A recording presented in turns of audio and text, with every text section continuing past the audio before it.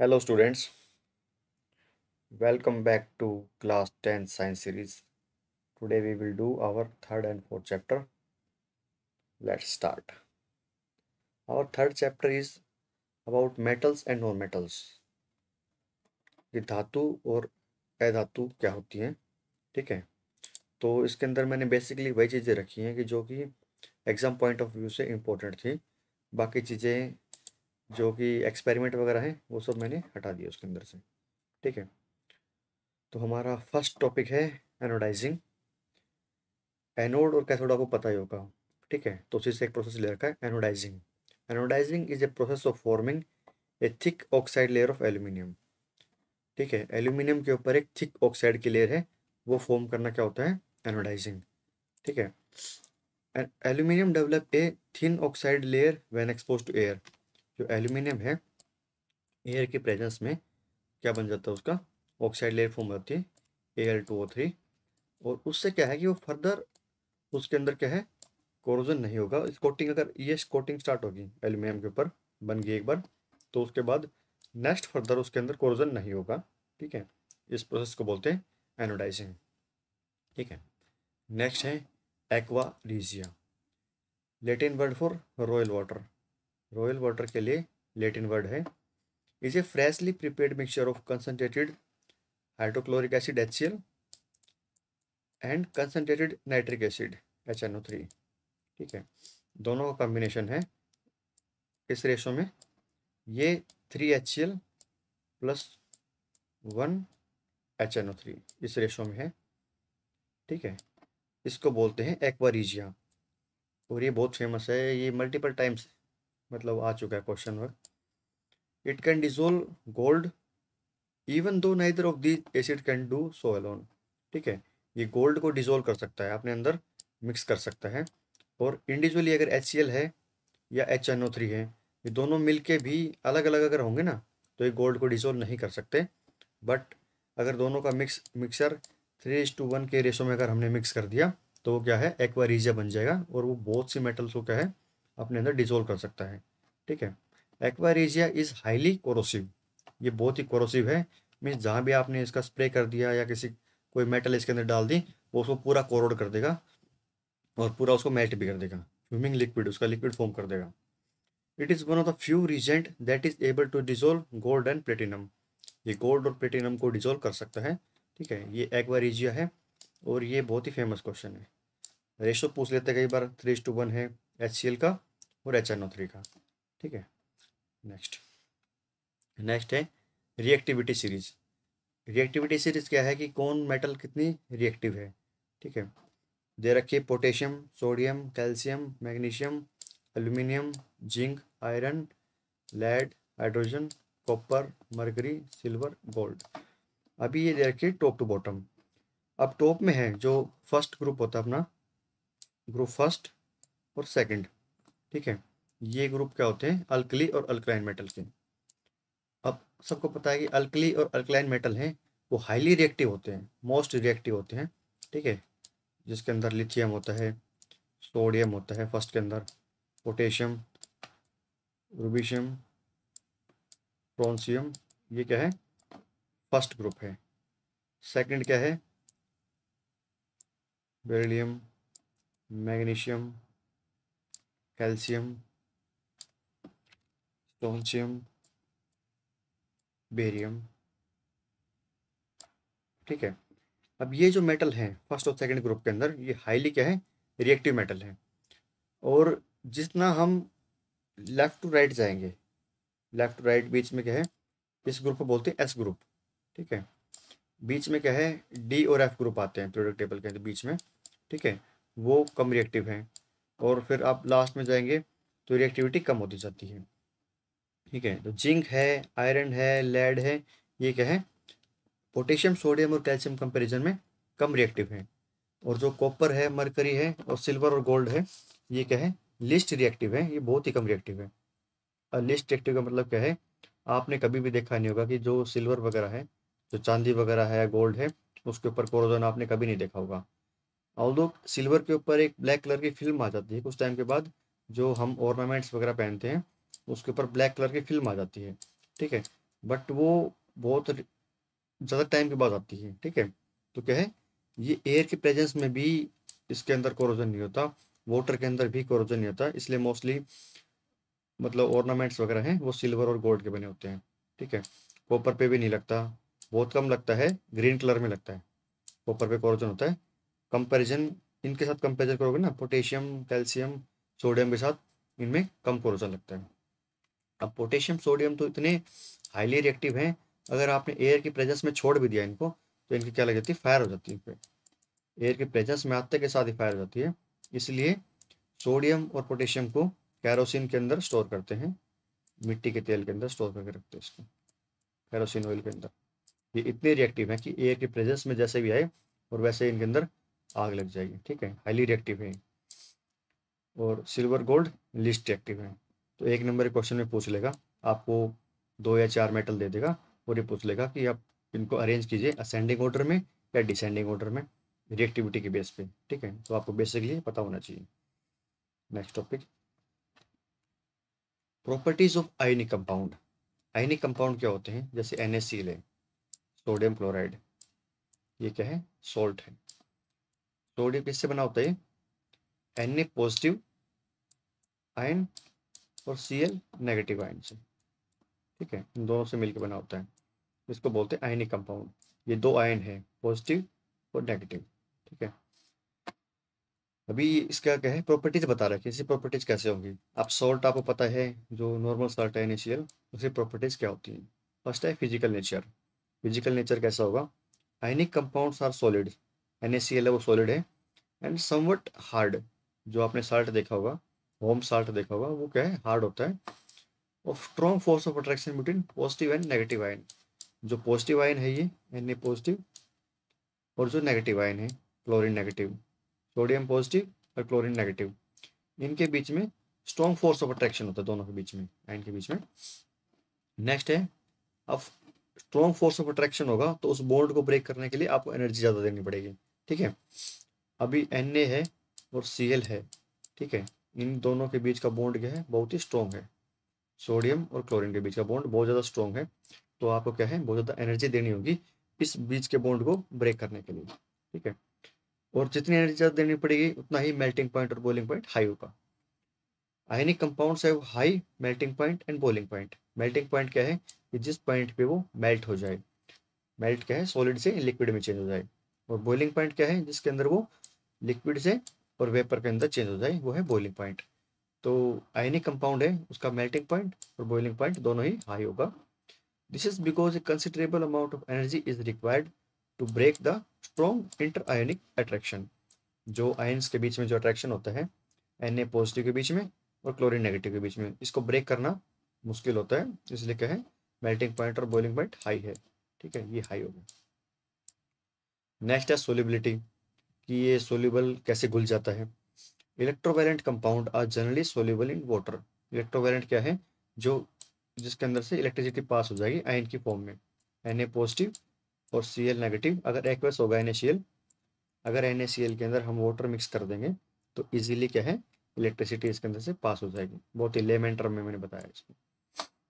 Electrovalent compound are generally soluble in water and insoluble in solvents such as kerosene and petrol. ये kerosene और petrol के अंदर dissolve नहीं होते, insoluble है। नेक्स्ट है कंडक्शन ऑफ इलेक्ट्रिसिटी। इनके अंदर से इलेक्ट्रिसिटी कैसे कंडक्ट होती है। The conduction of electricity through solution involves the movement of charge particle, ठीक है। जो चार्ज पार्टिकल होते हैं, इनके मूवमेंट से इनके अंदर से इलेक्ट्रिसिटी पास करती है, ठीक है। आपने देखा होगा, सुना भी होगा कई बार, कि जो ड्राई सॉल्ट होता है, ड्राई NaCl है, उसके अंदर से इलेक्ट्रिसिटी पास नहीं करती, बट उसके अंदर जैसे हम वाटर मिक्स करते हैं, उसके अंदर से इलेक्ट्रिसिटी पास हो जाती है। उसका रीज़न क्या है, कि वो आयनिक फॉर्म में कन्वर्ट हो जाता है, Na पॉजिटिव और Cl नेगेटिव है। अब पॉजिटिव नेगेटिव को अट्रैक्ट करेगा तो क्या है, आयंस की मूवमेंट होगी और इलेक्ट्रिसिटी पास होगी। नेक्स्ट टॉपिक है एक्सट्रैक्शन ऑफ मेटल। अभी क्या है, कोई और है, कोई और क्या होता है, ऐसक, हिंदी में बोलते हैं ऐसक। कोई और है, उससे आप एक्सट्रैक्ट कैसे कर रहे हो मेटल को, ठीक है। उस मेटल एक्सट्रैक्शन को बोलते हैं एक्सट्रैक्शन ऑफ मेटल। तो आपने कई बार सुना होगा, कैल्शियम ऑक्साइड है, उससे आप कैल्शियम कैसे लोगे, या मैग्नीशियम ऑक्साइड है, ठीक है, उससे कैसे एलिमिनेट करके आप ये लोगे। Fe2O3 है, Fe2CO3 है, Fe2CO3, या थोड़ा सा है मेरा कंप्यूटर, कोई बात नहीं। Fe2CO3 है, इसके अंदर से आप किस प्रोसेस से आयरन सेपरेट करोगे, ठीक है, इस सब प्रोसेस को बोलते हैं extraction. Gold, silver, platinum and copper are found in free state, ठीक है, जो गोल्ड है, सिल्वर है, प्लेटिनम है, कॉपर है, वो फ्री स्टेट के अंदर मिलते हैं, ठीक है। इनके आप कभी भी ये नहीं देखोगे कि एजी ऑक्साइड, एयू ऑक्साइड, या AgCO3, ठीक है, इस टाइप के कंपाउंड आपको नेचर के अंदर नहीं मिलते हैं। आपको गोल्ड क्या है, प्योर फॉर्म में मिलता है, एयू की फॉर्म में, और सिल्वर क्या है, एजी की फॉर्म में मिलता है, प्योर फॉर्म में मिलता है। क्योंकि वो आपने देखा था ना, रिएक्टिविटी सीरीज के अंदर लिस्ट रिएक्टिव के अंदर आते हैं, एजी का है सिल्वर और एयू गोल्ड, वो लिस्ट रिएक्टिव है, तो क्या है, फ्री फॉर्म में मिलेंगे आपको।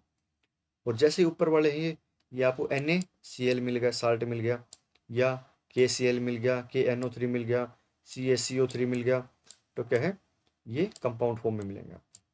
जितना ज़्यादा रिएक्टिव होगा वो क्या तो ऑक्सीजन के साथ, या कार्बन के साथ, या दूसरे किसी कंपाउंड के साथ मिक्स मिलेगा आपको, एटम के साथ मिक्स मिलेगा। और जो भी आपके गोल्ड, सिल्वर, प्लेटिनम है वो फ्री स्टेट के अंदर मिलेगा। The metal at the top of activity series, potassium, sodium, calcium, magnesium, aluminium, are so reactive that they are never found in nature as free element. जो ये है, calcium, sodium, ना sorry, potassium, sodium, calcium, magnesium, aluminium, ये क्या है, किस form में मिलेंगे, आपको कभी फ्री स्टेट में नहीं मिलेंगे, कंपाउंड की फॉर्म में मिलेंगे। और इसको रिमूव कैसे करेंगे, और जो इस फॉर्म के अंदर मिलते हैं, हाईली रिएक्टिव होते हैं, उसको इलेक्ट्रोलिसिस प्रोसेस होता है, उसके उसी से आप एक्सट्रैक्ट कर पाओगे, ठीक है। वो नेक्स्ट आएगा कि इलेक्ट्रोलिसिस होता क्या है। अब जिंक, आयरन, लेड और कॉपर, ठीक है, इनका रिडक्शन करोगे यूजिंग कार्बन, कार्बन का यूज करके आप इनको रिड्यूस करोगे। और जो AgAu है वो फ्री स्टेट के अंदर मिलेंगे, आप उसको डायरेक्टली यूज कर सकते हो, गोल्ड को डायरेक्टली यूज कर सकते हो आप, ठीक है। और इनको आप इलेक्ट्रोलिसिस से करोगे। इलेक्ट्रोलिसिस क्या होता है कि इलेक्ट्रिसिटी आपने पास की, जैसे NaCl है, सॉल्ट का एग्जांपल लेते हैं, NaCl के अंदर से आपने इलेक्ट्रिसिटी पास की, तो वो कन्वर्ट हो जाएगा Na पॉजिटिव, और Cl, क्लोरीन गैस अलग रिलीज हो जाएगी, Na पॉजिटिव और Cl नेगेटिव बना एक बार, ठीक है। Cl नेगेटिव और Cl नेगेटिव दो बार मिलेंगे तो क्लोरीन गैस रिलीज हो जाएगी एक साइड पे, और एक साइड पे क्या है, सोडियम, सोडियम क्या है, डिपॉजिट हो जाएगा, ठीक है।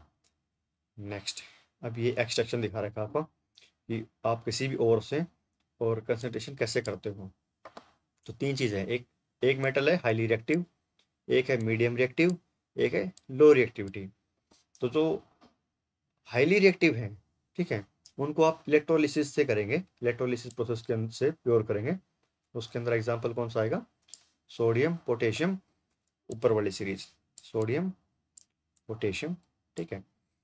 नेक्स्ट है मेटल ऑफ मीडियम रिएक्टिविटी, ऐसे मेटल जो जिनकी रिएक्टिविटी मीडियम हो, उसके अंदर है कार्बोनेट होगी एक तो, और या सल्फाइड और होगी, ठीक है। किसी के अंदर CO3 मिली, मान लो किसी और के अंदर CaCO3, या किसी के साथ सल्फाइड मिला, सल्फर साथ मिला है, ठीक है।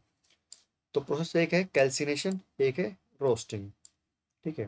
कैल्सिनेशन क्या है, आप सी देखिए, कार्बोनेट और कैल्सिनेशन, दोनों के अंदर C आ रहा है, फर्स्ट अल्फाबेट, ठीक है।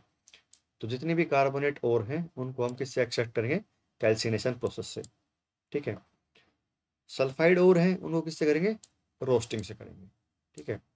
अब रोस्टिंग क्या है, इन द प्रेजेंस ऑफ, दोनों में बस स्लाइट डिफरेंस है। रोस्टिंग क्या है, स्लाइट प्रेजेंस ऑफ ऑक्सीजन, इसके अंदर क्या है, ऑक्सीजन की प्रेजेंस में हीटिंग होगी, इसके अंदर ऑक्सीजन की प्रेजेंस नहीं होगी, या लिमिटेड ऑक्सीजन होगी, या तो प्रेजेंस नहीं होगी या लिमिटेड प्रेजेंस में ऑक्सीजन में। जैसे रोस्टिंग के अंदर ऑक्सीजन यूज होगी, और कैल्सिनेशन के अंदर लिमिटेड ऑक्सीजन होगी या in the absence of oxygen, ये बेसिक डिफरेंस है, ठीक है। तो इनसे क्या है, आपने इसका रिडक्शन किया और ऑक्साइड बना दिया, ऑक्साइड के रिडक्शन से मेटल प्योरीफाई कर लिया।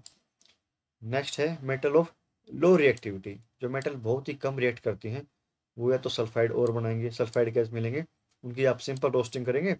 In the absence of oxygen आप हीट करेंगे, अगर उसको गर्म करी मेटल को, ठीक है, in the presence of oxygen, तो क्या है, डायरेक्ट आपको मेटल मिल जाएगी। ठीक है, मेटल के साथ कोई और थी, ठीक है, जैसे कि कोई भी आपने कोई भी कंपाउंड ले लिया ABC, इसके साथ आपको इसने क्या करा, इसको आपने हीटिंग करी, फ्लेम के ऊपर रख के इसकी हीटिंग करी आपने, और हीटिंग करते के साथ आपको मेटल मिल जाएगी, क्योंकि इसकी रिएक्टिविटी सबसे कम होती है। जिसकी लो रिएक्टिविटी है, सॉरी हाँ लो रिएक्टिविटी है, उसको आपने डायरेक्ट हीटिंग कर दिया।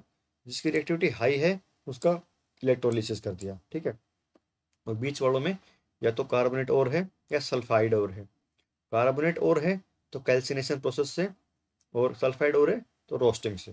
ट्रिक कैसे भी याद रख सकते हो कि PQRS है, RS, R के बाद S आता है और C के बाद C आता है। तो कार्बोनेट और को आपने कैल्सिनेशन से, और जो सल्फाइड और है उसको रोस्टिंग से सेपरेट कर लिया। बहुत ही इजी प्रोसेस है, इसके अंदर कोई कंफ्यूजन होना नहीं चाहिए। Extracting metal low in activity series. ठीक है, जो क्या है, लो हो एक्टिविटी सीरीज के अंदर, लाइक गोल्ड और सिल्वर। ये एक्टिविटी सीरीज के अंदर क्या है, लो है, बहुत ही कम रिएक्टिव है। इनको एक्सट्रैक्ट कैसे करोगे, डायरेक्ट हीटिंग से। Metal low in activity series are very unreactive, बहुत ही कम रिएक्टिव होती है। The oxide of this metal can be reduce to metal by heating alone. Just simple process क्या है, आपने हीटिंग कर दी, जैसे ये है सिनाबार बोलते हैं इसको। सिनाबार क्या है, मरकरी सल्फाइड। ठीक है, HgS is ore of mercury. इसको आपने ऑक्सीजन के प्रेजेंस में, ठीक है, हीटिंग की तो मरकरी ऑक्साइड बन गई और 2SO2 है। इसको फर्दर आप हीटिंग करेंगे, H मरकरी मरकरी ऑक्साइड को फर्दर आप हीटिंग करेंगे यहाँ पे ऐसे, तो ये क्या है, आपको मरकरी फॉर्म हो जाएगी और ऑक्सीजन अलग से रिमूव हो जाएगी। कितना सिंपल था। ये जो रिएक्टिविटी सीरीज में सबसे लोवेस्ट पे हैं, बहुत ही कम रिएक्टिव है, उनको आप हीटिंग करके ही उनके ओर से, ये ओर थी मरकरी सल्फाइड की ओर से आपने मेटल एक्सट्रैक्ट कर ली मरकरी। ठीक है, जस्ट सिंपल। नेक्स्ट है extracting metal in the middle of activity series.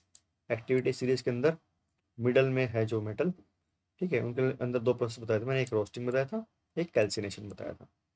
The metal in the middle of activity series such as iron, zinc, lead, copper are moderately reactive. ये क्या है, moderate reactive है, बीच की। They are usually present as, या तो sulphide की form में होंगी या कार्बोनेट की फॉर्म में होंगी, या तो ये जिंक सल्फाइड की फॉर्म में होंगी या कार्बोनेट की फॉर्म में, जिंक कार्बोनेट की फॉर्म में होंगी। ठीक है, अगर कार्बोनेट है तो क्या करना है, और सल्फाइड है तो क्या करना है। ठीक है, it is easier to obtain a metal from its oxide as compare to sulphide and carbonate. तो क्या है, अगर कोई भी मेटल है वो एक तो ZnO हो, जिंक ऑक्साइड, या एक हो Zn जिंक सल्फाइड, या ZnCO3 हो। ठीक है, इन तीनों में से सबसे इजीली आप किससे मेटल निकाल सकते हो, वो है जिंक ऑक्साइड से। इससे आप इजीली मेटल एक्सट्रैक्ट कर सकते हो। ठीक है, क्योंकि आपने जस्ट हीटिंग करनी है और ऑक्सीजन का एटम अलग हो जाएगा इससे, ये ऑक्सीजन का एटम इससे अलग हो जाएगा। तो फर्स्ट है roasting process. The sulfide ore are converted into oxide by heating strongly in the presence of excess air। ठीक है, एक्सेस एयर के प्रेजेंस में, ये ही सबसे ज़्यादा इंपॉर्टेंट पॉइंट है इसके अंदर। Heating strongly in the presence of excess air, roasting. ठीक है, Zn जिंक सल्फाइड था, आपने 3 O2 की प्रेजेंस में हीटिंग की तो जिंक ऑक्साइड फॉर्म हुआ, 2SO2 फॉर्म हुआ। इसको फर्दर हीटिंग करेंगे तो जिंक मेटल अलग से एक्सट्रैक्ट हो जाएगी। ठीक है, सिंपल है। नेक्स्ट है calcination. The carbonate ore are changed into oxide by heating strongly in limited air. Limited air, ठीक है, जो कार्बोनेट और है, कार्बोनेट कैल्सिनेशन, तो फर्स्ट अल्फ़ाबेट इसका भी सी है, इसका भी फर्स्ट अल्फ़ाबेट सी है। तो कार्बोनेट और को आप किसकी एब्सेंस में, एयर की एब्सेंस में या बहुत ही लिमिटेड एयर की प्रेजेंस में अगर आप हीट करोगे, ठीक है, यहाँ पे क्या है, आपने 3O2 अलग से दिया था, ऑक्सीजन की प्रेजेंस थी, ये क्वेश्चन ये शो कर रही है। यहाँ क्या है, जिंक कार्बोनेट को आपने डायरेक्ट हीटिंग दी है, फ्लेम के ऊपर आपने हीटिंग दी इसको विदाउट एनी ऑक्सीजन, यहाँ कोई ऑक्सीजन नहीं है, तो डायरेक्ट ये जिंक ऑक्साइड के अंदर चेंज हो गया, ठीक है डियर। और इससे क्या है, इससे ये हुआ कि ये जो एब्सेंस है, इस एब्सेंस से आपने कार्बोनेट को रिमूव करके जिंक ऑक्साइड फॉर्म कर दिया। इसको फर्दर हीटिंग करेंगे तो इससे फिर जिंक रिमूव हो जाएगा, एक्सट्रैक्ट हो जाएगा। जिंक कार्बोनेट और था, इससे आपकी मेटल मिल गई इस साइड, ठीक है। तो ये हम दो चीज़ यहाँ तक पढ़ चुके हैं, एक तो लो रिएक्टिविटी मेटल, ठीक है, लो इन एक्टिविटी सीरीज, नेक्स्ट है मिडल इन एक्टिविटी सीरीज, और अब है हाई, ठीक है। हाईली रिएक्टिव होंगे उसके लिए क्या है, इलेक्ट्रोलिसिस प्रोसेस है। Extracting metal towards the top of activity series, जो एक्टिविटी सीरीज हमारी होती है उसके अंदर क्या है, लिथियम है, सोडियम है, पोटेशियम है, ठीक है। तो ये क्या है, हाईली रिएक्टिव है, एयर के टच में आते के साथ ही क्या है, ये रिएक्ट कर जाती हैं और इनके अंदर फायर भी लग जाती है, ठीक है। The metal high up in the reactivity series are very reactive, they can not be obtained from their compound by heating with carbon, उनको आप सिंपल हीटिंग करके एक्सट्रैक्ट नहीं कर सकते। For example, carbon can not reduce the oxide of sodium, magnesium, calcium and aluminium. जो calcium है, ठीक है, मैग्नीशियम, कैल्शियम कहाँ आती है, सेकंड ग्रुप के अंदर आती है, ठीक है। लिथियम, सोडियम, पोटेशियम, और यहाँ पर क्या है, बेरिलियम, मैग्नीशियम, कैल्शियम, ठीक है। ये क्या है, हाईली रिएक्टिव है, इनको आप हीटिंग करके और आप इनको मेटल नहीं ले सकते इनसे, इनको क्या करना पड़ेगा आपको, this is because this metal have more affinity for oxygen, इनके पास ऑक्सीजन के लिए ज़्यादा एफिनिटी होती है, लव होता है ऑक्सीजन के लिए, देन कार्बन, तभी कार्बन इसको रिड्यूस नहीं कर सकती है, ठीक है। These metal are obtained by electrolytic reduction, इसको क्या है, आप इलेक्ट्रोलिटिक रिडक्शन से ही रिमूव कर पाएंगे, ठीक है। अब प्रोसेस क्या है, वही जो मैंने बताया था, जैसे कि NaCl है, NaCl को आपने क्या किया, एक्वस फॉर्म में, इसके अंदर से क्या है, ये डिजोल्व हो जाएगा एक्वस फॉर्म में, वाटर अगर इसके अंदर मिला हुआ तो Na positive plus Cl negative form हो जाएगा इसके अंदर, ठीक है। जैसे ही Na पॉजिटिव फॉर्म होगा, ठीक है, Na पॉजिटिव दूसरा Na पॉजिटिव, ठीक है, वो मिलकर क्या बना देंगे, सोडियम मेटल मिला देंगे। Na पॉजिटिव के अंदर एक इलेक्ट्रॉन की कमी है ना, तो एक इलेक्ट्रॉन उसको और मिल गया, तो ये क्या है, इससे सोडियम मेटल फॉर्म हो जाएगी, ठीक है। दूसरा क्या फॉर्म हुआ था यहाँ पे, क्लोरीन का नेगेटिव एटम, क्लोरीन के एटम से अगर आप इलेक्ट्रॉन रिमूव कर दो एक, ठीक है, तो और दो क्या है, दो से मल्टीप्लाई कर दो इसको, क्योंकि दो एटम है, क्लोरीन गैस बनाने के लिए आपको दो एटम चाहिए Cl2 के लिए, और इलेक्ट्रॉन अलग से रिलीज कर दिए दो इलेक्ट्रॉन, तो होगा क्या, कैथोड के ऊपर डिपॉजिट हो जाएगा सोडियम, और एनोड जो है, एनोड के ऊपर क्लोरीन गैस रिलीज हो जाएगी, ठीक है। डिपोजिशन कहाँ पे हुआ, डिपोजिशन हुआ कैथोड के ऊपर, ठीक है, डिपोजिशन हुआ कैथोड के ऊपर, और क्लोरीन गैस रिलीज हुई एनोड से, ठीक है। तो हाईली रिएक्टिव जो भी चीज़ें होंगी उनको इलेक्ट्रोलिटिक रिडक्शन से आप उनको एक्सट्रैक्ट करोगे, और बाकी प्रोसेस आपने देख लिया, जो मिडल में है उनको रोस्टिंग से या कैल्सिनेशन से, और जो लिस्ट रिएक्टिव हो उसको डायरेक्ट आप हीटिंग से कर दोगे। तो अब बिल्कुल सिंपल सिंपल चीज़ चल रही है। नेक्स्ट टॉपिक है कोरोजन, जंग कैसे लगता है। कोरोजन क्या है, सिल्वर आर्टिकल आपने देखे होंगे, सिल्वर के जो भी मेटल से जो भी चीज़ें बनी होती हैं, became black after some time when expose to air, आप सिल्वर को एयर के अंदर एक्सपोज कर दोगे, छोड़ दोगे, तो कुछ टाइम के बाद वो ब्लैक कलर हो जाएगा उसका ऊपर से।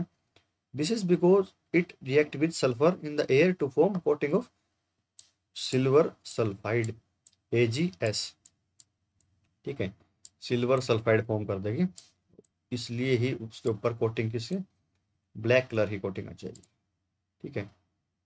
और यही रीज़न है, इसी को बोलते हैं कोरोजन। हर मेटल पे अलग अलग टाइप का कोरोजन होता है, ठीक है। नेक्स्ट है copper react with moist carbon dioxide in the air and slowly lose its shining brown surface and gain a green coat. Copper के ऊपर आपने देखा होगा कई बार वाइंडिंग वगैरह भी देखी होगी, तो मोटर वगैरह की वाइंडिंग देखी होगी आपने, या वायर वगैरह देखे होंगे, उस पर ग्रीन कलर होता है। वो ग्रीन कलर क्या होता है? Copper carbonate. CO2 की प्रेजेंस में Ca, हाँ सॉरी, कॉपर Cu+CO2, ठीक है। इक्वेशन को आप बैलेंस बाद में कर लेंगे। CO3 फॉर्म हो जाएगा उसके अंदर, CO3, कॉपर कार्बोनेट। तो ऐसा कलर होता है, ग्रीन कलर का होता है, ठीक है। हरे रंग का कोरोजन इसके ऊपर लग जाएगा। नेक्स्ट है iron when expose to moist air for a long time acquire a coating of brown flaky substance. Brown colour की कोटिंग फॉर्म हो जाएगी, उसको बोलते हैं रस्ट, ठीक है। उसके अंदर रस्टिंग लगी और वो किसकी कलर की लगती है। अब एक क्वेश्चन और आएगा बाद में कि रस्टिंग के लिए क्या क्या चाहिए, ठीक है। उसके अंदर आपको वाटर चाहिए, ठीक है, और एयर की प्रेजेंस होनी चाहिए उसके अंदर, ऑक्सीजन की, एयर की प्रेजेंस होनी चाहिए दोनों की, ये दोनों ही आपको चाहिए। अगर सिंगल दोनों अलग अलग मिलेंगी तो रस्ट नहीं लगेगा, दोनों की प्रेजेंस होगी तभी रस्ट लगेगा। नेक्स्ट है galvanization. Galvanization is a method of protecting steel and iron from rusting by coating them with a layer of zinc, ठीक है। आयरन के ऊपर, आयरन की मेटल के ऊपर आप अलग से कोटिंग कर दोगे, जैसे ये मेटल है आयरन की, इसके ऊपर आप लेयर लगा दोगे जिंक की, एक लेयर पूरी मेटल के ऊपर चारों साइड, ठीक है। आपने जिंक की लेयर फॉर्म कर दी तो इसके ऊपर फर्दर रस्टिंग नहीं होगी। रस्टिंग होता क्या है कि इलेक्ट्रॉन रिमूव कर दिया, मान लो आयरन, आयरन से इलेक्ट्रॉन रिमूव करके Fe2+ प्लस 2 इलेक्ट्रॉन रिलीज हो गए। सपोज करो आप 2 इलेक्ट्रॉन इसने रिलीज कर दिए, इससे रिमूव हो गए। अब जिंक क्या है, इसको 2 इलेक्ट्रॉन जैसे ही दे देगा आयरन को, तो दोबारा Fe आयरन बन जाएगा, दोबारा Fe2+ से दोबारा आयरन बन गया, ठीक है। तो यही इसके अंदर फंडामेंटल है कि जो जिंक की कोटिंग है उसको कोरोजन से कैसे बचाती है। उसके ऊपर कोटिंग कर दी तो उसको बोलते हैं गैल्वेनाइजेशन टू रिमूव कोरोजन, या फर्दर उसके ऊपर अंदर कोरोजन होने नहीं देता है, ठीक है। तो जिंक की कोटिंग होती है आयरन के ऊपर। Next, an alloy is a homogeneous mixture of two or more substance or a metal and a non metal. Alloy क्या है? एक होमोजेनियस मिक्सचर है टू और मोर मेटल्स का, या मेटल और नॉन मेटल का, ठीक है। होमोजेनियस क्या है? एक फिक्स प्रोपोर्शन में कोई भी मेटल या नॉन मेटल को मिक्सिंग क्या है। हेटरोजीनियस के अंदर क्या है? फिक्स कंपोजिशन नहीं होता, इसके अंदर क्या है? एक फिक्स कंपोजिशन होता है होमोजेनियस मिक्सचर के अंदर। If one of the metal is mercury then the alloy is known as amalgam, ठीक है। अगर एक मेटल अलॉय के अंदर मरकरी है तो उसको बोलते हैं हम अमलगम, ठीक है। और आपने जो टूथ की कैविटी वगैरह होती हैं, टीथ कैविटी वगैरह होती हैं, ठीक है, उसके अंदर आपने फिलिंग कभी करवाई हो, टीथ कैविटी के अंदर फिलिंग कभी करवाई हो, तो वो किसकी होती है? वो हो अमलगम की ही होती है। जो मरकरी वगैरह होता है उसकी ही फीलिंग होती है, ठीक है। इसका मतलब वहाँ यूज है।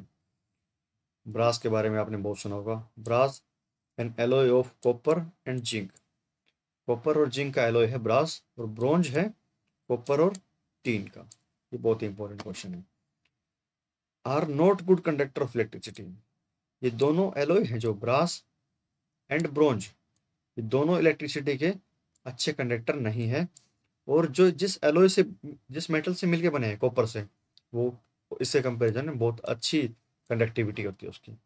Whereas copper is used for making electrical circuits. तो ऐसा है कि जैसे आप एलॉय फॉर्म करते हो उसकी कंडक्टिविटी लूज होती है, कम होती है। नेक्स्ट है आयरन का सोल्डर जो होता है। Solder and alloy of lead and tin, ठीक है। आपने जो आयरन वगैरह सुना होगा, आयरन, ये नहीं, मेटल आयरन नहीं, आयरन जो आपने इलेक्ट्रिकल इंजीनियरिंग वगैरह में देखा होगा, जो सोल्डरिंग वगैरह करते हैं, उस सोल्डर को बोलते हैं, जिसके अंदर वो लगा होता है टिप, उसको बोलते हैं आयरन, जिसकी हीटिंग होती है। ठीक है, तो जो सोल्डर है वो किसका एलॉय होता है? लेड और टीन का एलॉय होता है, has low melting point and used for welding electrical wire together. Electric की जो वायर होती है उनको ज्वाइन करने के लिए सोल्डर प्रोसेस यूज होता है। सोल्डर क्या है? लो मेल्टिंग पॉइंट का एक एलॉय होता है, टीन और लेड का। ठीक है, ये भी इंपॉर्टेंट है, बहुत इंपॉर्टेंट है। मेन तो इसका कंपोजिशन पूछ लेंगे कि किसका कंपोजिशन है, आपको चार अलग से ऑप्शन दे देंगे। अगर आपने एक बार भी देख रखा हुआ, आप इसको गलत कभी नहीं करोगे।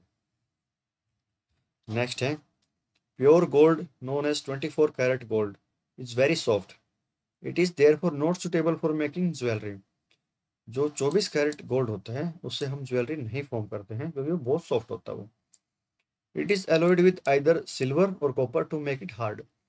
इसके अंदर या तो आप सिल्वर या कॉपर ऐड करोगे, मोस्टली कॉपर ऐड करते हैं इसके अंदर। ठीक है, 2 कैरेट क्या है, 22 कैरेट का बनाएंगे हम इसको, 2 कैरेट कम करके, 20 कैरेट का, 18 कैरेट का, ठीक है, 18 कैरेट का। तो कभी भी 24 कैरेट का नहीं बनाते, क्योंकि 24 कैरेट के अंदर क्या है, 24 कैरेट के अंदर आप इजिली कोई भी ऑर्नामेंट वगैरह ज्वेलरी वगैरह नहीं फॉर्म कर सकते, क्योंकि वो बहुत ही सॉफ्ट होता है। एज इट इज क्वेश्चन आते हैं। ठीक है, थर्ड चैप्टर कंप्लीट हो गया। फोर्थ चैप्टर अपना carbon and its compound. Carbon और इसके कंपाउंड कैसे कैसे हैं और क्यों फॉर्म होते हैं, कार्बन के इतने कंपाउंड है इस यूनिवर्स के अंदर। यूनिवर्स तो नहीं कहूँगा मैं, अर्थ के अंदर हाईएस्ट कंपाउंड किसके होते हैं? कार्बन के होते हैं। उसका रीजन भी आएगा, कैटिनेशन वगैरह है, ठीक है, टेट्रावैलेंसी है उसकी, वो प्रोसेस सारे आएंगे कि इसके इतने कंपाउंड क्यों फॉर्म होते हैं कार्बन के। अब कार्बन क्या है? कार्बन का फॉर्मूला क्या होता है? Atomic number 6, mass number 14। ठीक है, एटॉमिक नंबर 6 हो गया, तो कितने प्रोटॉन हो गए? एटॉमिक नंबर कितना है? 6। जितना एटॉमिक नंबर होता है उतने क्या होते हैं? Proton and electron. तो 6 ही प्रोटॉन एंड 6 ही इलेक्ट्रॉन। और इसके अंदर न्यूट्रॉन कितने होंगे? न्यूट्रॉन होंगे atomic mass minus atomic number. ठीक है, इलेक्ट्रॉन कितने हो गए? 14 माइनस 6, 8। तो अभी याद रहेगा, एटॉमिक नंबर कितने? 6, प्रोटॉन कितने? 6, इलेक्ट्रॉन कितने? 6, और न्यूट्रॉन कितने? 8। और बेसिक, थोड़ा सा और बेसिक बता देता हूँ, हो सकता है आपको पता ही हो। जो न्यूक्लियस है इसके अंदर होते हैं electron and proton. Sorry sorry, इसके अंदर आपको, न्यूक्लियस के अंदर क्या होता है? Neutron and proton. ठीक है, न्यूट्रॉन एंड प्रोटॉन न्यूक्लियस के अंदर। और आउटर साइड में क्या रिवॉल्व करते मिलेंगे? इसके इलेक्ट्रॉन रिवॉल्व करते मिलेंगे। बहुत ही बेसिक है ये। ठीक है, इलेक्ट्रॉन इसके साइड में रिवॉल्व करते मिलेंगे। अब जितने इलेक्ट्रॉन हैं उतने ही क्या होंगे? प्रोटॉन होंगे। कलर सेम कर देता हूँ इनका, ताकि कोई कंफ्यूजन ना हो। पहले एक कलर रिमूव कर देते हैं।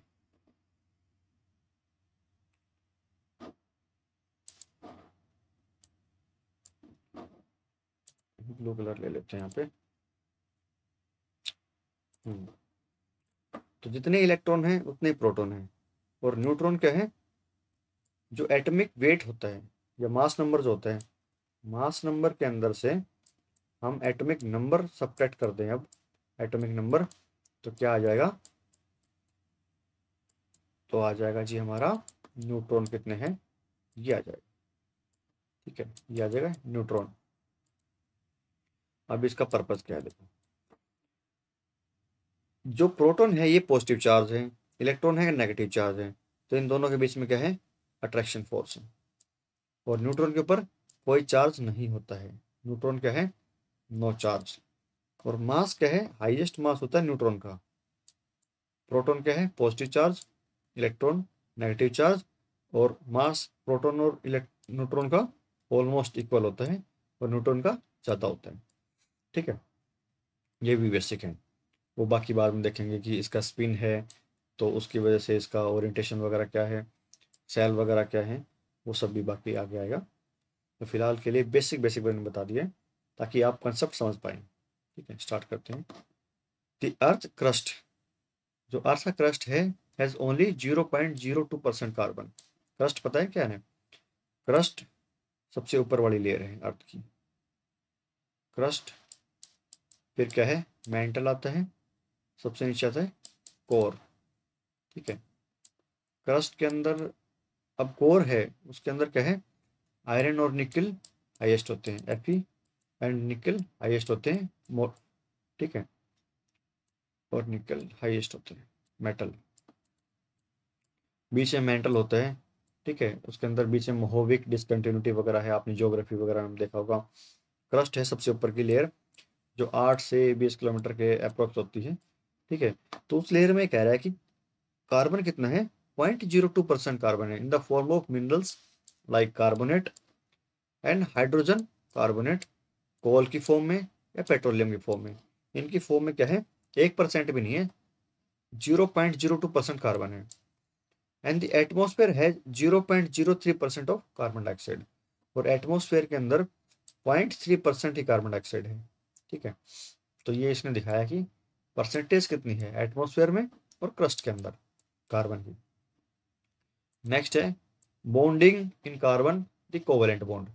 ठीक है, पिछले चैप्टर में हमने क्या देखा था? आयनिक बॉन्ड देखा था, NaCl का। जो Na पॉजिटिव और Cl नेगेटिव है वो क्या थे? आयंस थे। इसके अंदर हम देखेंगे कोवेलेंट बॉन्ड। कोवेलेंट बॉन्ड क्या होता है? कोवेलेंट क्या होता है? को मतलब साझे का या सहयोग का।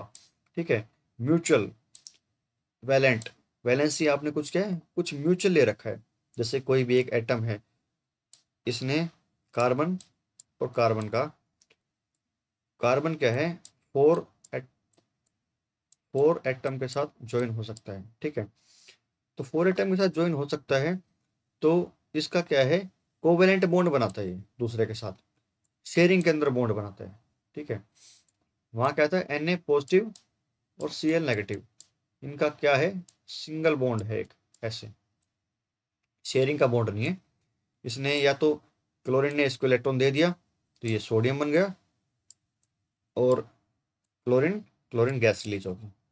इसके अंदर क्या है? एक बॉन्ड है शेयरिंग का है, जो अभी अभी आगे बताऊंगा तो बहुत क्लियरिटी आ जाएगी अच्छे से। It could gain 4 electron from C4 anion. ठीक है, अभी एक चीज और बता देता हूँ इसी के अंदर। जो कार्बन C614 है, तो इसके अंदर प्रोटॉन कितने बताए थे मैंने? प्रोटॉन बताए थे इसके अंदर 6। इलेक्ट्रॉन कितने बताए थे? इलेक्ट्रॉन भी 6 हैं। ठीक है, प्रोटॉन भी 6, इलेक्ट्रॉन भी 6। इसका पर्पस क्या होगा? न्यूक्लियस के अंदर क्या है? 6 प्रोटॉन, 6 पे लिख देता हूँ न्यूक्लियस के अंदर। इसके अराउंड कितने हैं? पहली सीरीज, पहले सेल को बोलते हैं के सेल। के अंदर कितने हैं? आपने पढ़ा होगा ना रूल, फर्स्ट सेल के अंदर 2 ही इलेक्ट्रॉन आ सकते हैं। ठीक है, दूसरी सेल के अंदर 8 इलेक्ट्रॉन आ सकते हैं। अच्छे से फिगर नहीं बना, 8 आ सकते हैं। बट इसके अंदर इलेक्ट्रॉन कितने हैं? 2 फर्स्ट लेयर में आ गए, टोटल 6 हैं। तो दूसरे के अंदर क्या आएंगे? 4 इलेक्ट्रॉन। ठीक है, बाहर सेकंड लेयर के अंदर 4 इलेक्ट्रॉन आएंगे। ठीक है, अब होगा क्या? फर्स्ट लेयर के अंदर 2 हैं, फर्स्ट सेल के अंदर क्या है? 2 इलेक्ट्रॉन हैं। सेकंड लेयर के अंदर कितने हैं? 4 हैं। अब जो 4 हैं, और सेल के अंदर कितने हो सकते हैं? मैक्सिमम 8। या तो ये 4 इलेक्ट्रॉन ले कहीं से, या ये 4 इलेक्ट्रॉन किसी को दे दे, तभी क्या है? ये क्या है? अपना एटम फॉर्म, पूरा कंपाउंड फॉर्म कर सकती है। ठीक है, तो अगर इसने 4 इलेक्ट्रॉन गेन कर लिए, it could gain 4 electron from C4 anion, but it would be difficult for the nucleus with 6 proton. Nucleus के अंदर 6 प्रोटॉन थे, तो वो 10 इलेक्ट्रॉनों कैसे होल्ड करेंगे? मान लो इसके पास अंदर 6 प्रोटॉन है, बाहर क्या है? 6 इलेक्ट्रॉन लगाओ।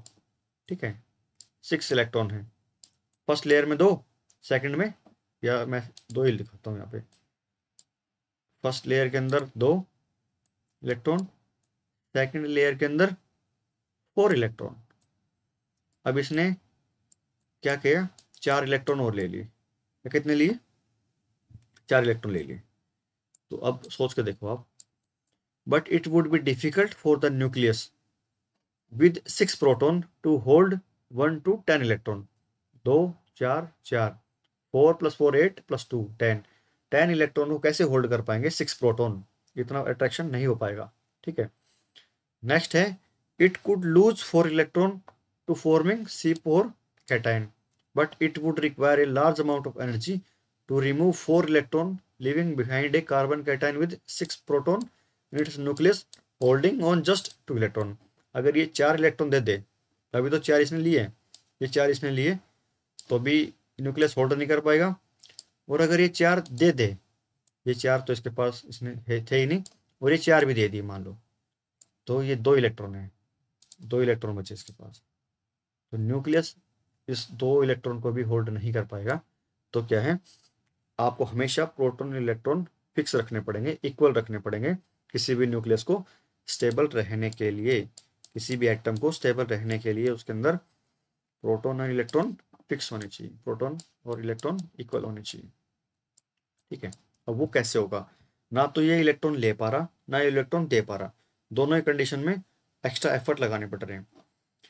नेक्स्ट पॉइंट है, since the electron are shared between atom and no charge particle are formed, such covalent compound are generally poor conductor of electricity. ठीक है, और इसके अंदर जब इलेक्ट्रॉन वो ले ही नहीं पा रहा, तो इलेक्ट्रॉन की मूवमेंट जब तक नहीं होगी, आपने इलेक्ट्रिसिटी के अंदर पढ़ा होगा, जब तक इलेक्ट्रॉन की मूवमेंट नहीं होगी, इलेक्ट्रिसिटी क्या है, नहीं जा सकती, किसी भी एटम के अंदर इलेक्ट्रिसिटी फ्लो नहीं कर सकती। ठीक है, तो अगर अगर इसके अंदर इलेक्ट्रॉन फ्रीली मूव ही नहीं कर पा रहे, तो क्या है, ये बैड कंडक्टर हैं, इलेक्ट्रिसिटी के पुअर कंडक्टर हैं। जिसके अंदर कोवेलेंट बॉन्ड फॉर्म होता है, शेयरिंग वाला बॉन्ड फॉर्म होता है, जिसके अंदर कोवेलेंट बॉन्ड जहां फॉर्म हुआ, आप ये कभी भी कह सकते हो कि वो पुअर कंडक्टर है इलेक्ट्रिसिटी का, very poor conductor of electricity. ठीक है जी, अभी क्या है, अभी इसके पास ना तो इलेक्ट्रॉन ये ले सकता, ठीक है, ना ही इलेक्ट्रॉन दे पा रहा, तो कैसे बॉन्डिंग होगी। ठीक है, तो बॉन्डिंग होगी शेयरिंग के अंदर, वो पूरा एटॉमिक स्ट्रक्चर जब मैं बताऊंगा तो और क्लियरिटी आएगी। फिलहाल, in diamond each carbon atom is bonded to 4 other carbon atom forming a rigid 3 dimensional structure. जो डायमंड होता है, इसके अंदर क्या होता है, जो ईच कार्बन एटम है is bonded to 4 other carbon atom.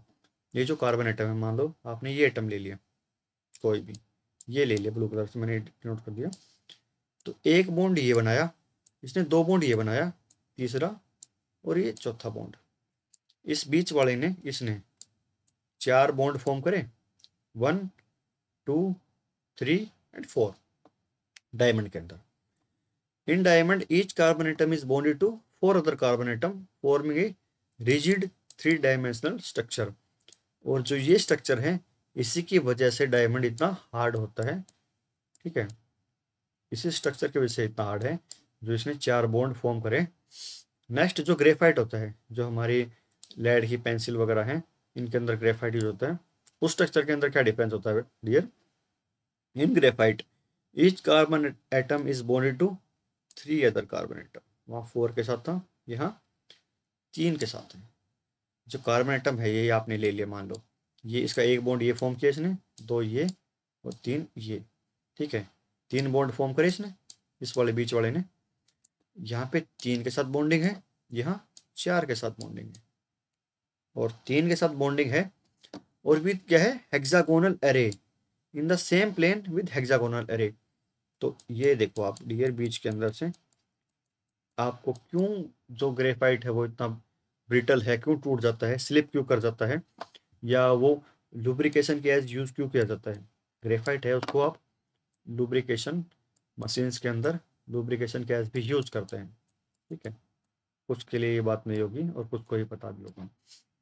उसका रीजन क्या है, जो इसका स्ट्रक्चर है वो हेक्सागोनल एरे है, ये हेक्सागोनल एरे है, और एक लेयर के ऊपर दूसरी लेयर है, एक ये लेयर थी ऊपर वाली, और ये इस दूसरी लेयर थी। ठीक है, इस हेक्सागोनल एरे की, और ये जो लेयर फॉर्म हो रही है एक के ऊपर एक, इससे क्या है, एक लेयर मान लो ये है ऊपर, दूसरी लेयर ऐसे है, तो एक लेयर इस साइड मूव कर जाएगी इस डायरेक्शन में, दूसरी लेयर इस डायरेक्शन में मूव कर जाएगी। इससे क्या है, स्लिपरी सरफेस हो जाएगा और वो लुब्रिकेशन गैस भी यूज होता है इस हेक्सागोनल एरे की वजह से। नेक्स्ट, कार्बन का एक और फॉर्म होता है फुलेरेंस। जो फुलेरेंस फॉर्म है, another class of carbon allotrope. Allotrope क्या होते हैं कि कार्बन से या एक टाइप से एटम से मिलकर बनना, अलग अलग टाइप के। The first one to be identified was C60 which has carbon atom arranged in the shape of football. Football के शेप में आपने ये एटम है ये अरेंज कर रखे हैं, ये पेंटागोनल है, पेंटागोनल फॉर्म होकर फुटबॉल की शेप बन रही है। इसको बोलते हैं बकमिंस्टर फुलेरेंस C60 को। तो ये क्वेश्चन वगैरह डायरेक्ट आ जाते हैं। जो C60 है वो उसका एक्चुअल नाम क्या है, या तो कई जगह फ्लोरेंस मिलेगा, कई जगह बकमिस्टर फ्लोरेंस मिलेगा। ठीक है, तो तीन आपने एलोट्रोप देखे कार्बन के, एक डायमंड है, एक ग्रेफाइट है, एक फ्लोरेंस है। तो डायमंड है वो हाईली हार्ड है क्योंकि कार्बन क्या फॉर्म कर रहा है, 4 अदर एटम के साथ ज्वाइन हो रहा है, तो क्या है, हार्ड बन गया। और ग्रेफाइट की फॉर्म में 3 अलग एटम के साथ फॉर्म हुआ, तो क्या है, वो स्लिपरी है। और फ्लोरेंस क्या है, जो फुटबॉल के शेप के अंदर है, C60। ठीक है, C60 फुटबॉल के शेप में। नेक्स्ट है the nature of covalent bond enable carbon to form a large number of compound. अब आप देखेंगे कार्बन के बहुत ज़्यादा कंपाउंड होते हैं, वो ऐसा हुआ क्यों? तो कार्बन दो प्रॉपर्टी शो करता है, एक को है कैटिनेशन, एक है टेट्रावैलेंसी। तो कैटिनेशन क्या है और टेट्रावैलेंसी क्या है, बहुत ही सिंपल है। कैटिनेशन क्या होता है, carbon has the unique ability to form bond with other atom of carbon giving rise to large molecule. जो कार्बन है वो बॉन्ड फॉर्म कर सकता है अदर कार्बन के साथ, ठीक है, कितने भी कार्बन के साथ। इसी वजह से वो हाईएस्ट उसके क्या मिलते हैं, कंपाउंड मिलते हैं हाईएस्ट। अब इसके अंदर क्या होता है, एक होता है सैचुरेटेड कंपाउंड, एक होता है अनसैचुरेटेड कंपाउंड। सैचुरेटेड कंपाउंड क्या है, सिंपल सा है, नाम से क्लियर हो रहा है कि किसी चीज़ के अंदर सैचुरेशन आ गया, वो फर्दर किसी के साथ बॉन्ड नहीं बना पाएगी, और सैचुरेशन उसके अंदर। Compound of carbon which are linked by only single bond between the carbon atom are called as saturated carbon. जो कार्बन और कार्बन के अंदर ये सिंगल बॉन्ड है ना, ये सिंगल बॉन्ड है, तो ये क्या है, सैचुरेटेड कंपाउंड। यूपीएससी का क्वेश्चन है ये यूपीएससी के अंदर रिपीट हो चुका है 2 बार। दोबारा देख रहे हैं, कार्बन और कार्बन के अंदर अगर सिंगल बॉन्ड हो, ये सिंगल बॉन्ड, कार्बन एटम और कार्बन एटम के अंदर ये सिंगल बॉन्ड हो बीच वाला, तो इसको बोलते हैं सैचुरेटेड कंपाउंड। अनसैचुरेटेड के अंदर क्या होता है, compound of carbon having double और ट्रिपल बॉन्ड। या तो ऐसा मिलता, कार्बन, दो कार्बन एटम है, इनके बीच में या तो डबल बॉन्ड मिलता या ट्रिपल बॉन्ड मिलता, 3 बॉन्ड मिलते या 2 बॉन्ड मिलते, तो ये क्या है, अनसैचुरेटेड कंपाउंड है।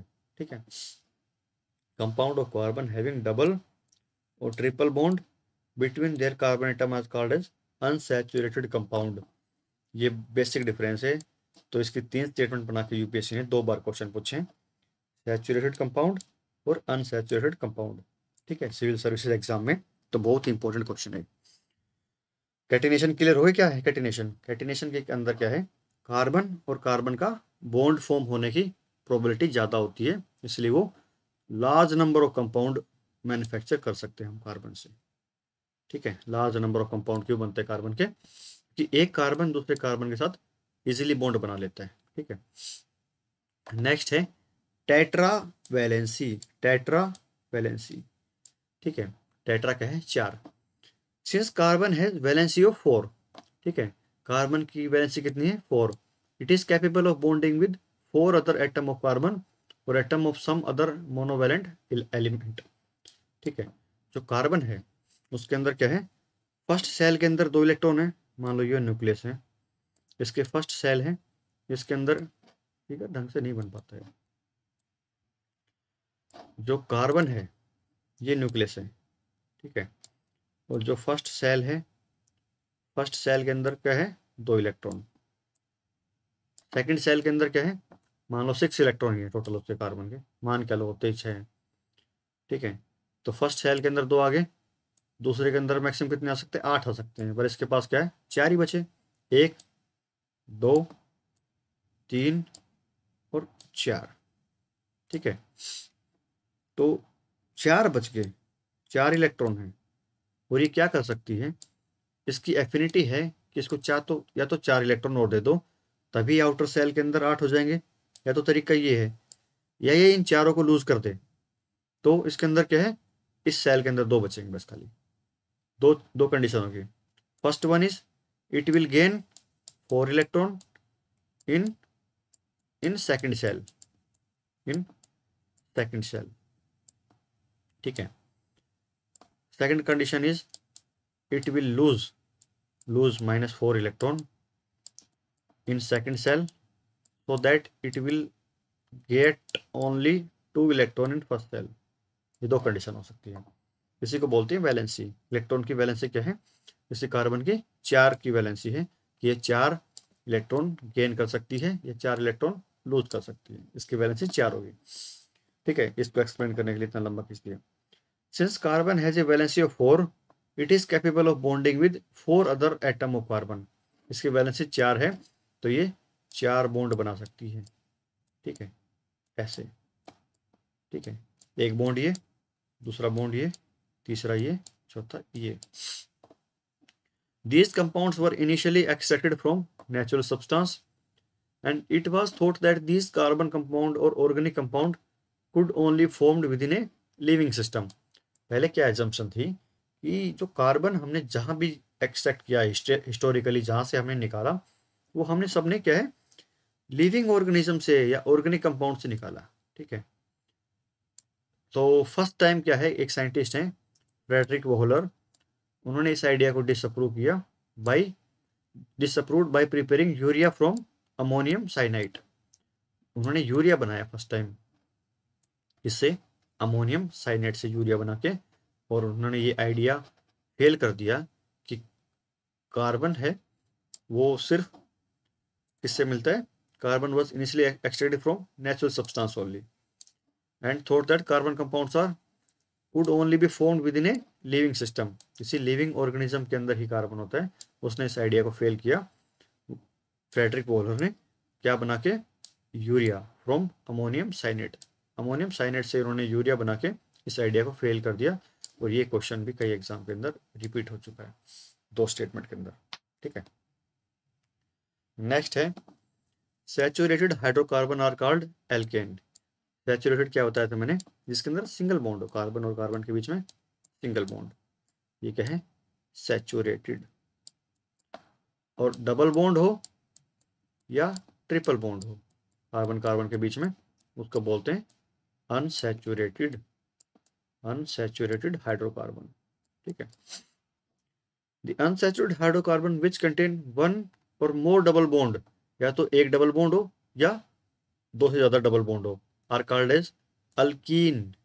ENE, वहां क्या था, ANE, ANE, यहाँ क्या है, ENE, अल्कीन।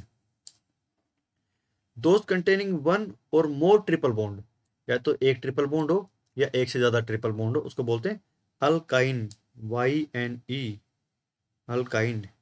ठीक है, single bond alkane, double bond alkyne E, और ट्रिपल बॉन्ड YNE। फर्स्ट के अंदर single bond ANE, double bond ENE। ठीक है, triple bond YNE, YNE, triple bond. और सिंगल बॉन्ड को बोलेंगे हम सैचुरेटेड हाइड्रोकार्बन, डबल बॉन्ड और ट्रिपल बॉन्ड को अनसैचुरेटेड हाइड्रोकार्बन। अब यहीं पे बता देता हूँ, सैचुरेटेड हाइड्रोकार्बन आपने कहाँ देखे हैं। जो एनिमल फैट होती है वो होती है सैचुरेटेड हाइड्रोकार्बन। ठीक है, और जो प्लांट फैट होती है वो क्या होती है, अनसैचुरेटेड हाइड्रोकार्बन। प्लांट फैट, जो प्लांट से हमें ऑयल वगैरह मिलता है, कोकोनट ऑयल वगैरह, या अलग अलग टाइप के मस्टर्ड ऑयल है, वो क्या है, अनसैचुरेटेड हाइड्रोकार्बन, जो हमारी बॉडी को कोई भी ज़्यादा हार्म नहीं करती है। ठीक है, और सैचुरेटेड हाइड्रोकार्बन क्या है, वो हमारी बॉडी को हार्म करते हैं। ठीक है, ट्रांस फैट वगैरह है, या आपने जो भी पैकेज फूड वगैरह देखे होंगे उनके अंदर क्या होता है, सैचुरेटेड हाइड्रोकार्बन होती है, एनिमल फैट होता है उसके अंदर। ठीक है, अभी क्या है, some functional group in carbon compound, जो कार्बन कंपाउंड है उसके अंदर कुछ फंक्शनल ग्रुप होते हैं, ठीक है। वो क्या क्या है, मतलब किसी ग्रुप के अंदर आपने ये चीज़ ऐड कर दी तो उसका नोमेनक्लेचर क्या हो जाएगा, उसका नाम क्या हो जाएगा। अगर हेट्रोजीनियस हेट्रो एटम के अंदर आपने क्लोरीन है या ब्रोमीन है तो उसको क्या बोलेंगे आप, क्लोरो ब्रोमो। कोई भी एटम है CH3 और Br, ठीक है, ब्रोमो मिथाइल बोल देंगे इसको, ठीक है, क्योंकि इसके साथ ब्रोमीन लगी हुई है, ठीक है। क्लोरो या ब्रोमो बोलेंगे उसको। ऑक्सीजन लगी हो तो ये तो वो एल्कोहल होगा। एल्कोहल क्या है, OH ग्रुप। OH ग्रुप जहाँ हो वो क्या है, एल्कोहल। अगर मीथेन ग्रुप इसके साथ लगाओ, ठीक है, तो इसको बोलेंगे एल्कोहल। कौन सा, मिथो, आपने खूब पढ़ा होगा ये, मिथेनॉल एल्कोहल है ना, वो मिथेनॉल एल्कोहल हो गया। और अगर दो होते, एक कार्बन और होता है इसके साथ, ठीक है, तो इसको बोलते हैं इथेनॉल, ठीक है।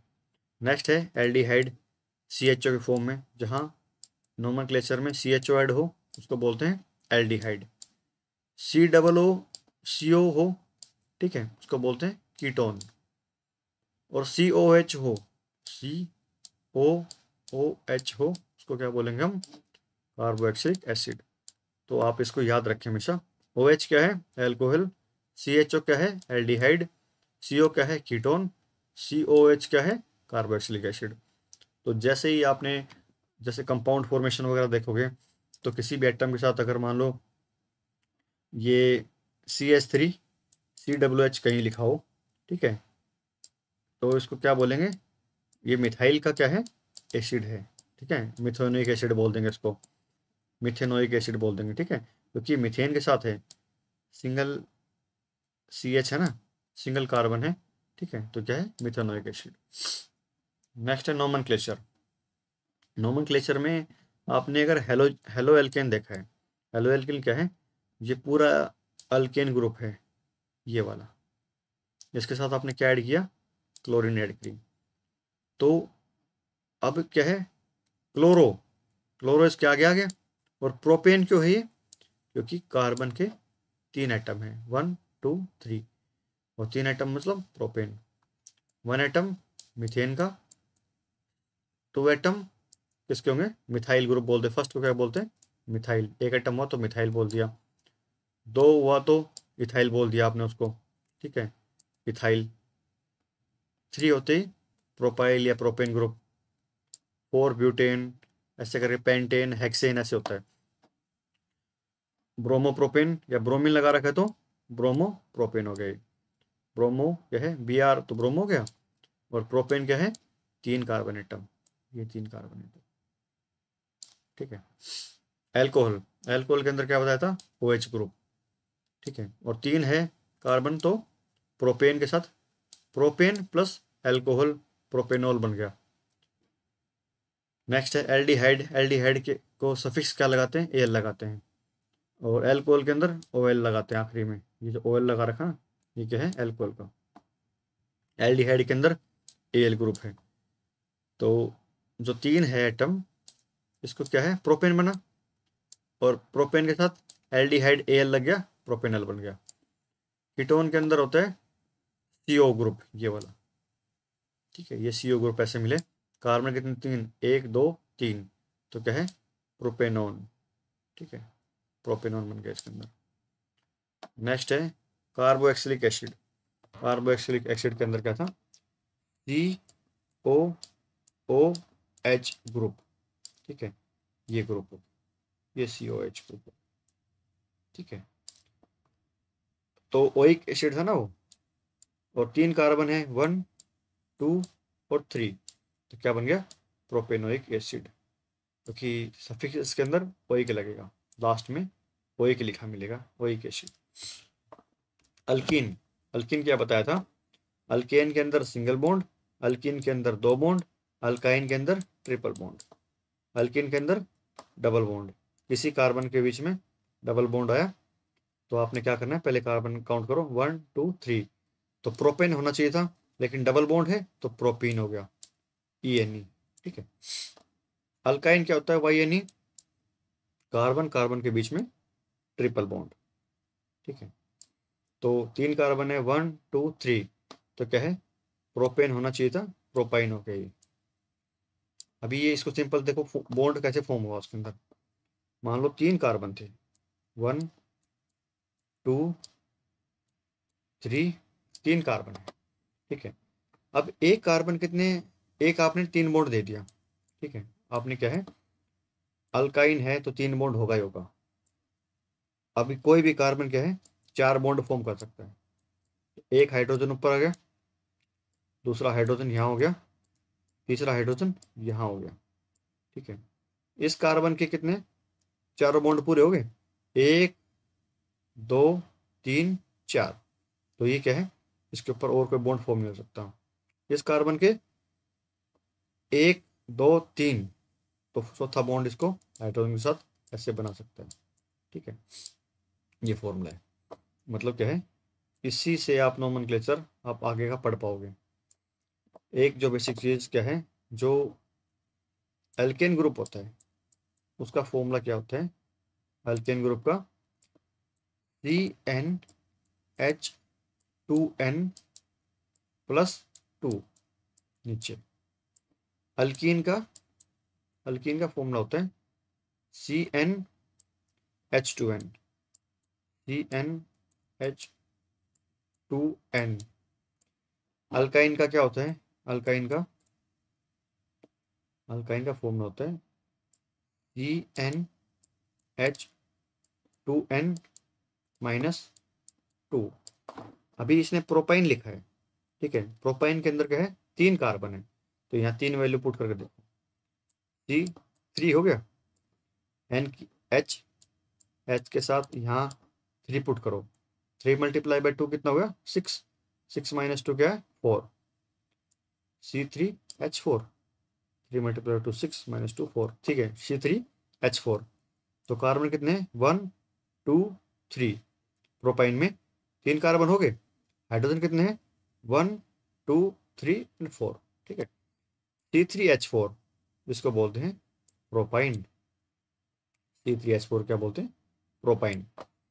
तो आप देख करके देख लो, 3 कार्बन ले लो, 1 2 3, हाइड्रोजन 4 ही हैं, तो कहीं भी आप इसको फुल कर दो, 3 हाइड्रोजन आपने यहाँ लगा दी, 1 2 3। अभी एक हाइड्रोजन मान लो आपने कहीं भी लगा दिया, या तो आप यहाँ लगा दोगे, यहाँ लगाते के साथ क्या हुआ, इसके 1 2 3, 3 बॉन्ड पूरे हुए, लेकिन यहाँ बेनिफिट नहीं हो रहा, यहाँ लगाओ आप, तभी इस वाले हाइड्रोजन के, इस हाइड्रोजन के कितने बॉन्ड हो गए, 1 2, ये 2 बॉन्ड और फॉर्म कर सकता है, ठीक है। 1 2, 2 मान लो इसने आपने ये बना दिया, तो फिर इसके कितने हो गए, 2 और 1 3, इसको 1 बॉन्ड और चाहिए, तो आप यहाँ 3 लगाओ पहले, ठीक है। इसके 4 पूरे हो गए, 3 और 1 4, और इस वाले के कार्बन के 3 और 1 4, ठीक है। C3H4 propyne. ज़्यादा डीप में चले गए हम, नेक्स्ट टॉपिक पे चढ़ते हैं, क्योंकि ये 11th और 12th क्लास के अंदर बहुत टाइम है इसको समझने के लिए। अभी बेसिकली अभी इतना ही समझो, ज़्यादा डीप के अंदर जाने की जरूरत है नहीं, ठीक है। तो बेसिक बेसिक क्वेश्चन क्या फॉर्म हो सकते हैं वो इसके अंदर बता देते हैं। Saturated hydrocarbon will generally give a clean flame while unsaturated hydrocarbon will give a yellow flame। बहुत सिंपल क्वेश्चन है। आपने कभी भगवान की आरती वगैरह करी हो तो आपने देखा होगा, जो एनिमल फैट वगैरह है, गाय वगैरह का घी है या बफेलो वगैरह का घी है, वो क्लीन फ्लेम देता है, जो उसकी आग होती है वो क्लीन होती है, ठीक है। उसी के कंपैरिजन में अगर आप किससे क्या है, कोकोनट ऑयल वगैरह है या मस्टर्ड ऑयल के दिए जलाए होंगे आपने कभी दिवाली के ऊपर, तो मस्टर्ड ऑयल के दिए हैं उनके अंदर से धुआं होता है, उनके अंदर से क्या है, धुआं निकलता है, वो क्या है, अनसैचुरेटेड हाइड्रोकार्बन है, ठीक है। वो येलो फ्लेम देंगे, और जो सैचुरेटेड हाइड्रोकार्बन है वो क्या है, क्लीन फ्लेम देंगे। और ह्यूमन बॉडी के अंदर आप याद रखिए, ह्यूमन बॉडी के अंदर के लिए अनसैचुरेटेड कार्बन हाइड्रोकार्बन है वो बेटर होते हैं as compare to saturated hydrocarbon. ये क्वेश्चन भी मल्टीपल टाइम्स रिपीट हुआ है, फिर रिपीट कर देता हूँ इसको मैं। सैचुरेटेड हाइड्रोकार्बन है वो एनिमल फैट के अंदर मिलते हैं, अनसैचुरेटेड किसमें मिलते हैं, प्लांट फैट के अंदर मिलते हैं। ठीक है, और क्लीन फ्लेम कौन से देंगे, एनिमल फैट क्लीन फ्लेम देगी, और मस्टर्ड ऑयल वगैरह जो अनसैचुरेटेड होते हैं वो क्या देंगे, येलो फ्लेम देंगे। बहुत सिंपल है। कितना और बचता है इसके अंदर, बस हो गया। Coal is the remain of tree fern and other plants that lived million of year ago. जो कोल हमारा जो कोयला वगैरह मिलता है वो क्या है, प्लांट्स वगैरह के या ट्री वगैरह हैं उनके रिमेन्स हैं जो कि लाखों साल पहले प्रेशर के अंदर दब गए थे, अर्थ के अंदर नीचे दब गए थे, और हाई प्रेशर से क्या है वो कोल के अंदर कन्वर्ट हो गए, बैक्टीरिया ने उसको कोल के अंदर कन्वर्ट कर दिया। Bacteria attack the dead remains turning them into oil and gas under high pressure they were subjected to. तो हाई प्रेशर से या तो वो कोल में चेंज हो गए या क्या है उनसे वो पेट्रोलियम के अंदर चेंज हो गए। ठीक है, या तो कोल या पेट्रोलियम के अंदर चेंज हो गए वो। नेक्स्ट है एडिशन रिएक्शन। ऐसे नाम से पता लग रहा है कि एडिशन कुछ ऐड हुआ है। हाँ, ये बहुत इंपॉर्टेंट है। जो आपने मार्केट वगैरह के अंदर आपने क्या देखे होंगे, ऑयल से, और आप क्या बना रहे हो, ऑयल से आपने एक फैट बना दी। ठीक है, ऑयल से आपने एक ऐसा फैट बना दी जमने वाली, जिसको क्या है आपने सेल कर दिया ऑयल से। तो उसका प्रोसेस क्या है, एडिशन रिएक्शन। एडिशन रिएक्शन क्या होती है, unsaturated hydrocarbon add hydrogen in the presence of catalyst. इसके अंदर डबल बॉन्ड है, देखो डबल बॉन्ड होते क्या हो गए, अनसैचुरेटेड हो गए। इसके अंदर आपने क्या किया, निकल कैटलिस्ट की प्रेजेंस में हाइड्रोजन ऐड कर दी, तो डबल बॉन्ड से सिंगल बॉन्ड बन गया। और सिंगल बॉन्ड बनते के साथ क्या है, कार्बन को तो 4 बॉन्ड चाहिए, यहाँ क्या है 2, और ये 2, एक बॉन्ड ये, एक बॉन्ड ये, और 2 बॉन्ड ये। ठीक है, तो कार्बन के 4 बॉन्ड हो गए यहाँ पे। अगर यहाँ अगर सिंगल बॉन्ड बन जाएगा तो क्या है, हाइड्रोजन अगर आप जब तक बॉन्ड नहीं बनाएगी तो चारों बॉन्ड नहीं बन पाएंगे।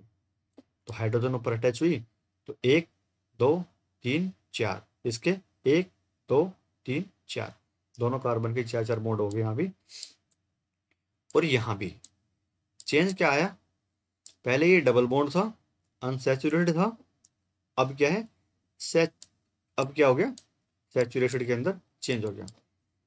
Unsaturated hydrocarbon add hydrogen in the presence of catalyst such as palladium or nickel to give saturated hydrocarbon।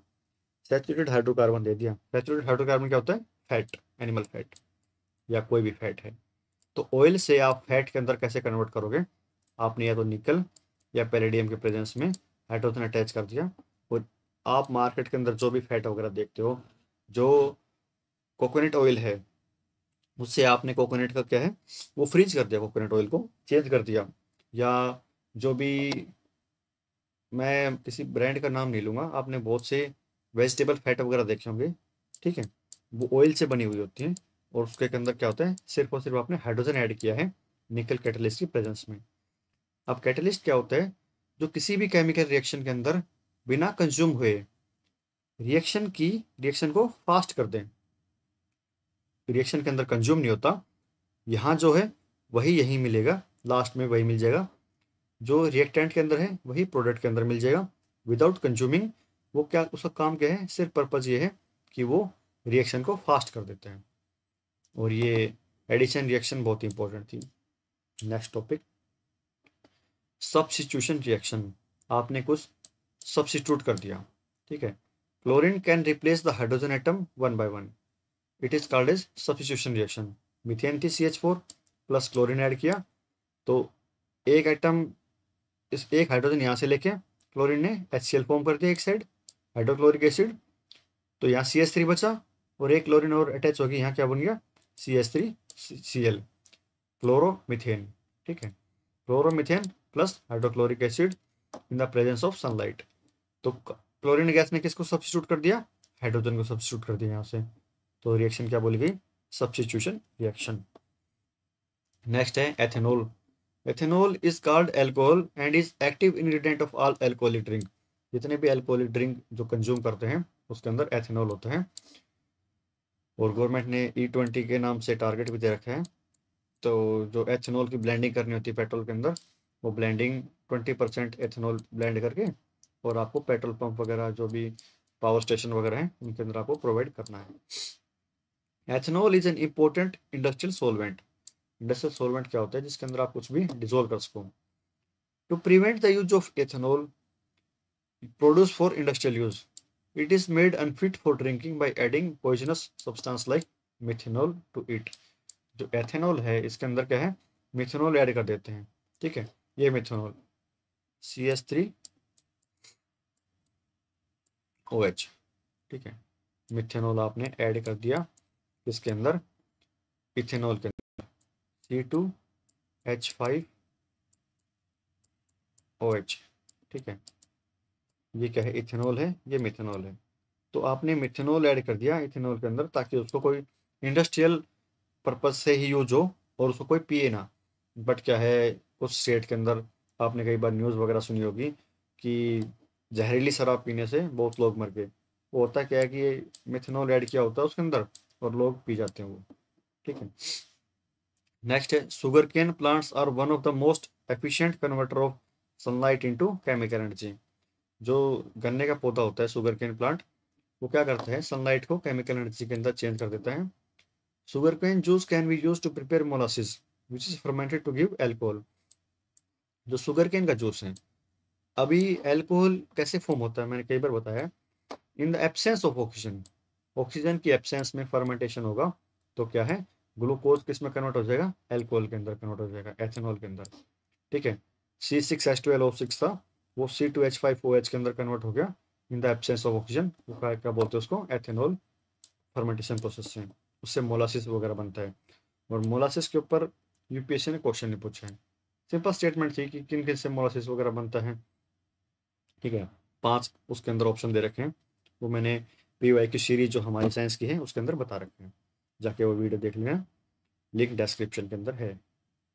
Next है एथेनोइक एसिड। ठीक है, ethanoic acid is commonly called acetic acid and belong to a group of acid called as carboxylic acid. 5 to 8% solution of acetic acid in water is called as vinegar। जो acetic acid होता है उसका 5 से 8% solution क्या बोलते हैं उसको? Vinegar बोलते हैं। जो हम पनीर वगैरह बनाते हैं, ठीक है, उसके अंदर विनेगर यूज होता है।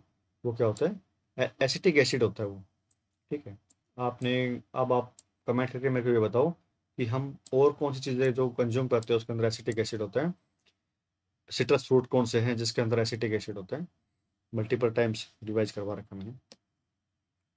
अब क्या है रिएक्शन ऑफ एथेनोइक एसिड। जो एथेनोइक एसिड है इसके रिएक्शन से क्या होता है?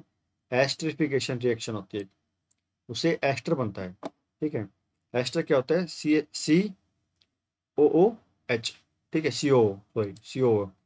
ये क्या है? एस्टर है। हुआ क्या? एथेनोइक एसिड था COH ग्रुप के साथ CH2OH ethanol, COH ethanoic acid के साथ एथेनॉल रिएक्ट करके एस्टर फॉर्म कर देगा। इसका पर्पस क्या होता है? Ester are sweet smelling substance, इसके अंदर से बहुत अच्छी स्मेल आती है और ये परफ्यूम वगैरह के अंदर यूज होते हैं एस्टर। ठीक है, बनते कैसे हैं? कोई भी अल्कोहल होगा, एसिड के साथ रिएक्ट करवा के एस्टर फॉर्म कर देगा। परफ्यूम बनाने का फॉर्मूला भी यही है। जो हम परफ्यूम है, ठीक है, या उसी को एस्टर बोलते हैं। ठीक है, एस्टर को उसी से परफ्यूम बनती है। तो होता क्या है? Acid plus alcohol to form ester. ठीक है, नेक्स्ट बहुत ही सिंपल है, टाइम बहुत ज़्यादा ले चुके हैं इस वीडियो के अंदर, जल्दी कवर अप करते हैं। जो हमारे डिटर्जेंट वगैरह होते हैं, ठीक है, मिसेल्स या सोप वगैरह होते हैं, उसके अंदर 2 पार्ट होते हैं। एक होता है हाइड्रोफिलिक एंड, एक होता है हाइड्रोफोबिक एंड। हाइड्रोफिलिक एंड क्या होता है? जिसके लिए वाटर के लिए जिसकी एफिनिटी ज़्यादा हो, वाटर के लिए जिसकी एफिनिटी हो उसको बोलते हैं हाइड्रोफिलिक। ठीक है, और फोबिक क्या होता है? जो वाटर से डरे या मतलब वाटर से दूर रहे, फोबिक। ठीक है, तो ये जो स्प्रिंग टाइप का एंड है, ठीक है, ये ऊपर वाला एंड क्या है? हाइड्रोफिलिक एंड है। ये वाटर को वाटर लविंग एंड है। ठीक है, और जो ये एंड है, सेकंड एंड है, ये क्या है? ये क्या है? वाटर फोबिक एंड है। जो वाटर से अवे मिलेगा आपको, और जो ऑयल वगैरह है या डर्ट वगैरह है इसके साथ अटैच हो जाएगा ये, और इसको पुल करेगा। कैसे पुल करेगा? जो हाइड्रोफिलिक एंड है वो बाहर की तरफ मूव करेगा, हाइड्रोफोबिक एंड ऑयल वगैरह से हाइड्रोकार्बन के साथ अटैच होगा, और क्या है, डर्ट वगैरह को रिमूव करने के लिए काम आएगा ये। तो बहुत ही सिंपल सिंपल वर्ड में मैंने बता दिया, और ये 11th क्लास के अंदर ज़्यादा अच्छे से रिपीट होगा। ठीक है, आज की वीडियो के लिए इतना ही।